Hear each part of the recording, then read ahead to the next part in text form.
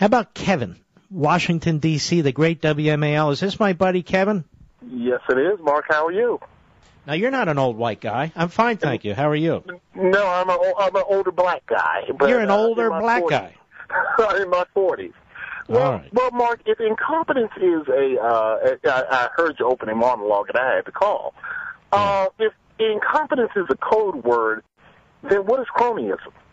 Code word? Susan Rice has a history of cronyism.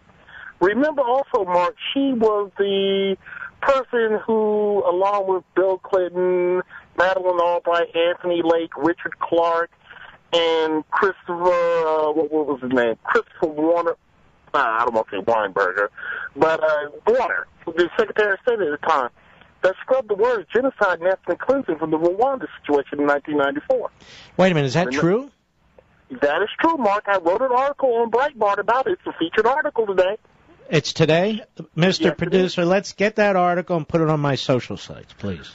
Okay, and further, Mark, the CBC in 1997, when Bill Clinton promoted her to Undersecretary of State for African Affairs, they were opposed to her nomination.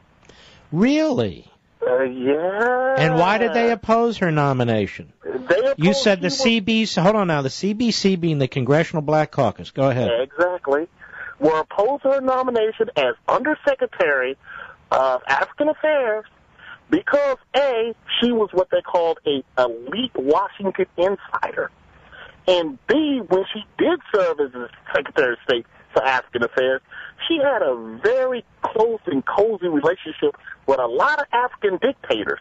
That was covered by Susan Powers' book on the genocide, which Ms. Rice was quoted as saying, if we had used the word genocide and were seen as not doing anything, it would have had an effect on the congressional elections, i.e. 1994.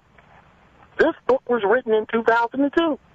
Now, Mark, you also know that she has missed a bunch of key votes in the UN. She has allowed countries with horrible, horrible human rights records to head committees in the UN with no vocal objection.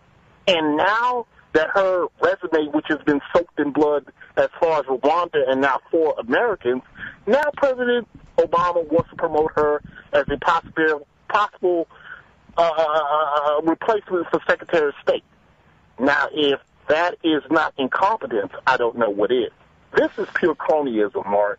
That's why you're getting the charges of racism and sexism thrown out here, because the same hypocrites that would oppose her more than 12, 15 years ago are now standing in her corner saying that when people call her ability to decide things in question as incompetent, now they're sexist and racist. All right, this is very, very fascinating. I'm going to read your article. I apologize. We're going to put it on my social sites, Mark Levin Show at Facebook and Twitter. And good job, Kevin. Give everybody your full name.